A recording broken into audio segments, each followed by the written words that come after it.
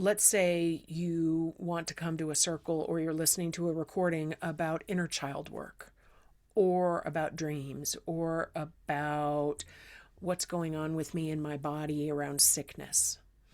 And you're wanting some insight, you're wanting some help that you can't figure out. That's a perfect type of scenario for meditating to sound or journeying to sound. So, in each of these circles, sometimes there's guided meditation completely, and it will say that guided meditation. Other times there's a bit of guided meditation at the beginning, and then the sound takes over. And so, when that sound comes, and it's best if you can have it in your ears, earbuds or headphones. You can listen through the air, but it will be much more all surround sound if it's in your ears. So when the sound begins, then you settle yourself, and then what's your intention? And in each circle, I help set intention. I do a whole intro about the subject and then give you some ideas about ways, directions that you could take the subject during the sound. And then the sound starts, and you just listen and let it work on you a bit. And then you can speak internally, have your intention ready, or your question, like what's going on with me, or who's here to help me, or whatever it may be. And then the sound continues. And it goes on for a number of minutes, usually 7,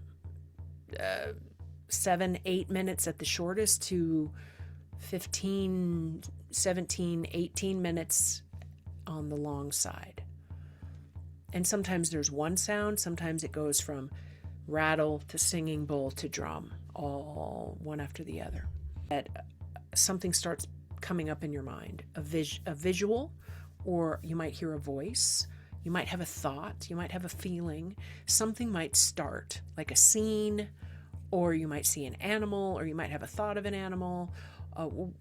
You don't really know where it's going to start, and that's the point. Like, we set aside our linear, everyday, logical minds about whether this is real or not. Just, okay, all right, just go sit down and let's see what starts to bubble up.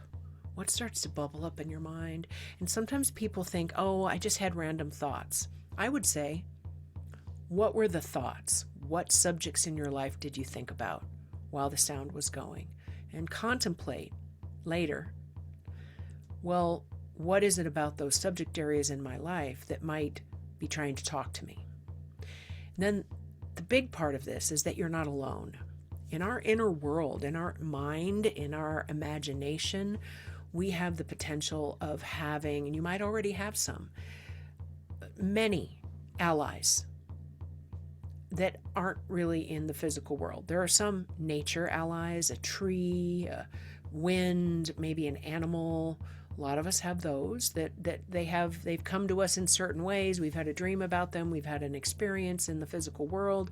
It has meaning. They've touched us in some way.